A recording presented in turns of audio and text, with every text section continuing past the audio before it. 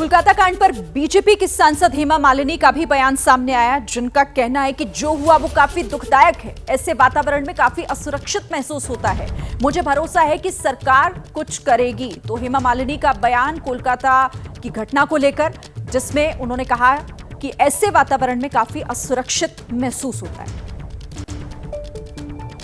यही बात बार बार आ रही है कि ऐसा हमारे देश में क्यों हुआ। पिछले 4-5 दिन से जो हम टेलीविजन में देख रहे हैं, सुन रहे हैं, क्या हुआ, इज वेरी हार्टनिंग।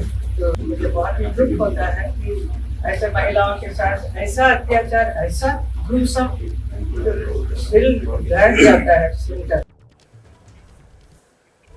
तो हर तरफ से अब बयानबाजियां भी हो रही हैं, लेकिन अभी बहुत सारे प्रश्न ऐसे हैं। मनोज, आपके पास इसी सवाल के साथ मैं आती हूं, क्योंकि सबका अब जो एक तरीके से इंतजार है वो सीबीआई की उस कार्रवाई पर ही टिका हुआ है कि सीबीआई जल्द से जल्द इस मामले में आगे बढ़े और वो सच क्या है आखिर वो सामने रखे। जांच कहां तक आगे पहुंची है, आपके पास क्या और जानकारी है?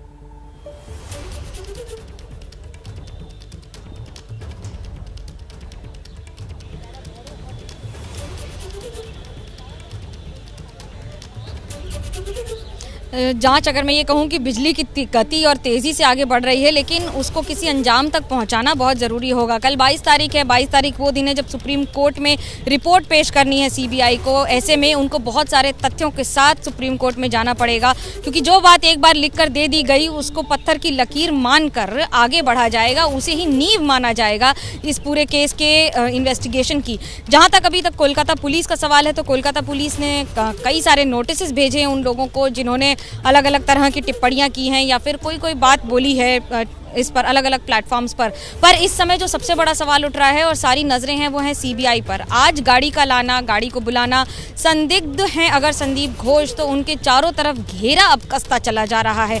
ये दो बातें पहले समझनी होंगी शिरीन। पहला ये कि इस समय बात सिर्फ प्रश्न और उत्तर तक नहीं है, इस समय बात है डॉट्स को जोड़कर पूरी तस्वीर सामने रख देने की कि क्या ये रेप था, क्या ये गैंग रेप था, क्या इसमें एविडेंस को छुपाने की कोशिश की गई है, छुपाया गया भी है कि नहीं। और 14 तारीख की वारदात को लेकर भी जो सीबीआई इन्वेस्टिगेशन कर रही है उसमें भी कोलकाता पुलिस 2 बार गई है वो लाल बाजार हेडक्वार्टर तक जानकारी हासिल करने के लिए, तथ्यों के लिए कि आखिरकार हुआ क्या था।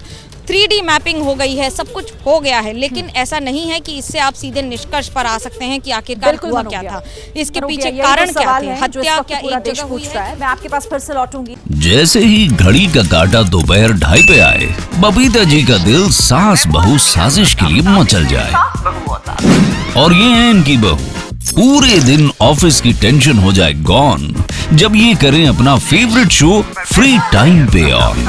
इनकी तरह आप भी देखिए अपना फेवरेट शो अपने टाइम पर और डाउनलोड कीजिए एबीपी लाइव ऐप अपने स्मार्ट टीवी पर।